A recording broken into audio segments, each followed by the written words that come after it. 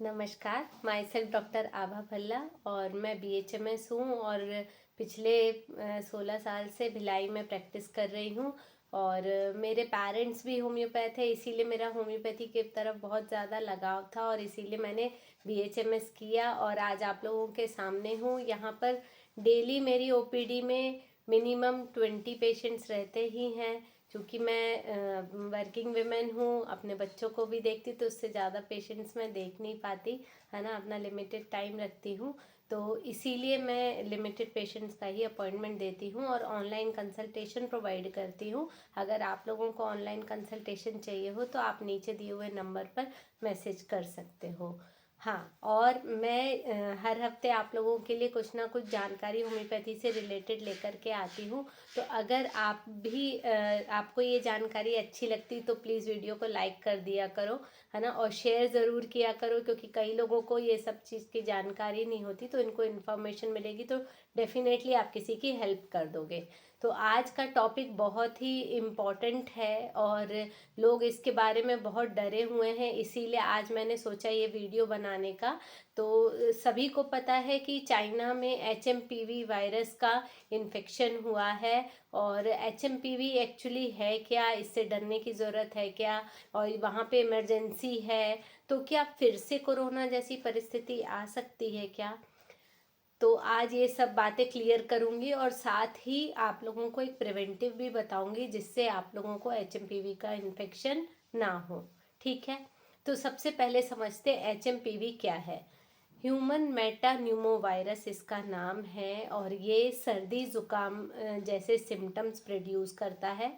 ये इंडिया में कोई नया वायरस नहीं है, इस वायरस की खोज 2001 में हुई थी और तब से फ्रिक्वेंटली ये बच्चों में निमोनिया की वजह है और बड़ों में भी, सिर्फ बच्चों में नहीं, बड़ों में भी सर्दी खांसी के जो सिम्टम्स होते हैं उसके लिए कहीं ना कहीं HMV बहुत से केसेस में रिस्पॉन्सिबल होता है। ऐसा नहीं बोल रही हूँ कि हर केस HMPV के कारण होता है, लेकिन बहुत से केसेस में HMPV की वजह से इन्फेक्शन होता है। इसका मतलब हमारी जो बॉडी है, इंडियंस की जो बॉडी है, HMPV के लिए नहीं है ये हम लोग जानते हैं इसका इन्फेक्शन, और इससे सर्दी होती है, ज़ुकाम होता है, बुखार आता है, ये सिम्टम्स आते हैं। और ये कोई बहुत बड़ी बीमारी नहीं है, फ्लू जैसे सिम्टम लाएगा। अब आप बोलोगे ऐसे ही सिम्टम तो कोरोना के टाइम पर भी थे, सर्दी ज़ुकाम, छाती में जकड़न, यही प्रॉब्लम होती थी, सांस लेने में दिक्कत होती थी, तो फिर ये कोरोना से कैसे अलग है। देखिए, वो वायरस काफ़ी अलग था, लेकिन HMPV के लिए हमारी बॉडी अकस्टम्ड है, इसीलिए घबराने की बात बिल्कुल भी नहीं है। अब बात है कि चाइना से वो इधर आया है क्या, जैसे कि कुछ केसेस में मिला है, तो ऐसा नहीं है। ये यहाँ के लोगों, जिन भी लोगों को 5-6 लोगों में डिटेक्ट हुआ है, उन लोगों की फॉरेन ट्रैवलिंग की कोई हिस्ट्री नहीं है और इसी वजह से ये वहाँ से नहीं आया है, टेंशन की कोई बात नहीं है। ठीक है, तो उन लोगों को यहीं पर रह के इन्फेक्शन हुआ है, तो आप बिल्कुल भी इसकी टेंशन मत लीजिए। लेकिन हाँ, वहाँ पर इमरजेंसी क्रिएट हुई है और ऐसा तो है नहीं कि इमाइग्रेट्स इधर आएंगे नहीं, लोग इधर आएंगे नहीं और इन्फेक्शन ज़्यादा फैलेगा नहीं। इन्फेक्शन फैलने के चांसेस इसीलिए भी हैं क्योंकि ये ठंड का समय है। ठंड में यूजुअली फ्लू लाइक सिम्टम, सर्दी ज़ुकाम के पेशेंट वैसे ही बहुत ज़्यादा बढ़ जाते हैं, तो इस इन्फेक्शन के पेशेंट भी बहुत ज़्यादा बढ़ जाएंगे। ठीक है, तो HMPV का इन्फेक्शन होना कोई बड़ी बात नहीं है, हो जाएगा, लेकिन ऐसा नहीं है कि ये मैनेजेबल नहीं है, ये मैनेजेबल बिल्कुल है। सबसे पहले प्रिकॉशंस क्या लेने हैं। प्रिकॉशन सारे वैसे ही हैं जैसे कोरोना के टाइम पे थे, क्योंकि वो भी वायरल इन्फेक्शन था, ये भी वायरल इन्फेक्शन है। अपने हाथों को फ्रीक्वेंटली धोइए, मास्क लगाकर भीड़ वाली जगह में जाइए, कोशिश कीजिए आपको इन्फेक्शन ना हो।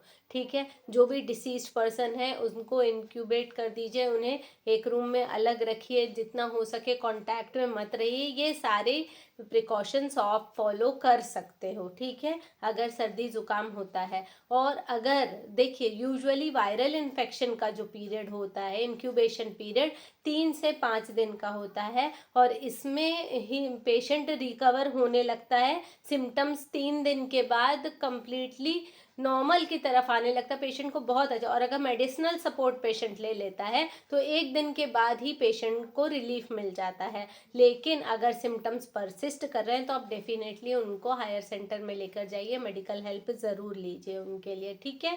तो ये सारे प्रिकॉशंस की बात हो गई। अब मैं आप लोगों को ऐसी मेडिसिन बता रही हूँ जो कि मैं अक्सर, कोई भी वायरल इन्फेक्शन जब भी आउटब्रेक होता है, चाहे वो स्वाइन फ्लू हुआ था, चाहे वो कोरोना हुआ था, तब मैं अक्सर अपने क्लिनिक में अपने पेशेंट्स को प्रिवेंटिव मेडिसिन दिया करती हूँ। चाहे डेंगू का भी, हमारी सिटी में 5 साल पहले डेंगू का भी आउटब्रेक हुआ था और तब मैंने डेंगू के लिए भी बहुत प्रिवेंटिव लोगों में बांटे थे। तो मैं अक्सर ये करती हूँ और आज यहाँ यूट्यूब के प्लेटफॉर्म पे बता रही हूँ कि मैं अपने पेशेंट्स को कैसे रिजल्ट देती हूँ। प्रिवेंटिव और ईश्वर की दया है, और जितने भी पेशेंट ने प्रिवेंटिव लिया उनके घर में कोई भी कैजुअलिटी नहीं हुई। तो आप भी चाहें तो ये प्रिवेंटिव ले सकते हो, ठीक है। सबसे पहली मेडिसिन मैं बता रही हूँ इन्फ्लुएंजनम। इन्फ्लुएंजनम एक नोसोड है, इसलिए उसे लो पोटेंसी में नहीं लेना। बच्चे हों तो भी 200 पोटेंसी में ही लेना है। याद रखिए 200 पोटेंसी में। अगर आप ग्लोब्यूल्स में बना के ला रहे हैं तो according to the size of globule आप 4-5 ग्लोब्यूल को खा सकते हैं। बच्चे हैं तो डिपेंड करता है उनकी एज के, अगर 1 साल से कम है तो आप 1 ग्लोब्यूल दे दीजिए, 1 से 2 साल के बीच में तो आप 2 ग्लोब्यूल दे दीजिए, 2 साल के ऊपर के बच्चों को 3 ग्लोब्यूल आप दे सकते हो, डिपेंडिंग ऑन द साइज। आप जहाँ से भी खरीद के लेके आ रहे हैं प्लीज़ आप उनको एक बार ज़रूर पूछ लो ये क्या साइज़ है और क्या रिकमेंडेशन है, क्योंकि देखो हर डॉक्टर अलग अलग साइज़ के ग्लोब्यूल यूज़ करता है। मैं खुद अलग साइज़ के यूज़ करती हूँ, तो मैं एग्जैक्टली नहीं बता सकती, लेकिन आप जहाँ से खरीदोगे वो आपको ज़रूर एडवाइस दे देंगे, ठीक है। और एक मेडिसिन आप लोगों को बता रही हूँ जो बहुत हेल्पफुल है, दैट इज़ एकोनाइट। एकोनाइट 200 सडन जो भी सिम्टम्स आते हैं उसके लिए बहुत अच्छी है, फ्लू के सिम्टम्स के लिए बहुत अच्छी है ना। और सर्दी, नाक बह रहा है, टपक रहा है और फीवर जैसा लग रहा है, बहुत ठंड लग रही है, ये जितने सबसे इम्पोर्टेंट पता है क्या है, लोग ना डर जाते हैं बीमारियों से, है ना। कहीं सुने आउटब्रेक हो रहा है डिसीज का तो डर हमारे अंदर प्रिवेल करता है। तो एकोनाइट का जो पेशेंट है उसके अंदर डर प्रिवेल करता है कि अरे मुझे तो अब ये बीमारी हो गया, मैं मर जाऊंगा। फियर ऑफ डेथ जो होता है एकोनाइट का बहुत प्रिवेलेंट है। तो जिस किसी को भी सर्दी जैसे सिम्टम हो ना, वो एकोनाइट ज़रूर खा लेना। दिन में 4 बार तक आप खा सकते हो, शॉर्ट एक्टिंग मेडिसिन है। इन्फ्लुएंजिनम प्रिवेंटिव लेना। अच्छा, मैंने इन्फ्लुएंजिनम का डोज तो बताया, उसको रिपीटेशन नहीं बताया। इन्फ्लुएंजिनम ना 200 पोटेंसी का आप सिंगल डोज 3 दिन तक लीजिए, ठीक है। 1 हफ्ते के बाद फिर आप 3 दिन तक लीजिए, सिंगल डोज मॉर्निंग में एक ही बार लीजिए। आप ना ये जब तक कंटिन्यूड रहता, मतलब अप्रॉक्स महीना 1.5 महीना ये आउटब्रेक जब तक रहता है आप तब तक लीजिए। और उसके बाद तो ठंड ऑलमोस्ट चली जाएगी, कम हो जाएगी, तो उसके बाद आप नहीं भी लोगे ना महीना 1.5 महीने बाद तो भी चलेगा, लेकिन इसको आप ज़रूर लीजिए। डेफिनेटली आपके घर में सभी की इम्यूनिटी बढ़ जाएगी, है ना। और एकोनाइट कब लेना है, जब फ्लू के सिम्टम्स आ जाएंगे आपको, तब आप ले लीजिए, ठीक है। और एक और मेडिसिन बता रही हूँ, देखो ये डिसीजेस उन्हीं को प्रॉब्लम देती हैं जो लोग, जिनकी ना इम्यूनिटी वीक होती है। तो अगर आपको ऐसा लगता है आपके बच्चे को फ्रिक्वेंटली सर्दी होती है, आपको फ्रिक्वेंटली सर्दी होती है, तो एक मेडिसिन बता रही हूँ जिससे ना इम्यूनिटी बढ़ती है, जो मैं प्रैक्टिस में बहुत यूज़ करती हूँ। That is biochemic combination number 5। आप इसको 4-4 गोली दिन में 4 बार खाना चालू करो। फ्लू के सिम्टम्स के अगेंस्ट आपकी immunity by the next year आप देखना, आप महीना 2 महीने तक इसे कंटिन्यू रखो, देखना आपकी इम्यूनिटी बढ़ जाएगी। ये मेरा क्लिनिकल एक्सपीरियंस है, कहीं बुक में नहीं लिखा है, मैं अपने एक्सपीरियंस से बता रही हूँ। तो आप डेफिनेटली ट्राई करो, आपको ज़रूर रिजल्ट मिलेगा। और मैं रिक्वेस्ट करती हूँ प्लीज़ इस वीडियो को शेयर कर दो ताकि लोगों को अवेयरनेस हो और किसी के घर में भी इस बार कैजुअलिटी ना हो, ठीक है। उम्मीद करती हूँ ये वीडियो आपको पसंद आया हो तो प्लीज़ लाइक ज़रूर कर दीजिए। और नीचे मेरे फेसबुक और इंस्टाग्राम की आईडी है, वहाँ ज़रूर आप फॉलो कीजिए, तो क्योंकि मैं वहाँ पे डेली हेल्थ से रिलेटेड टिप्स देती हूँ। जल्दी मिलते एक नए वीडियो में, तब तक स्टे हेल्दी स्टे फिट।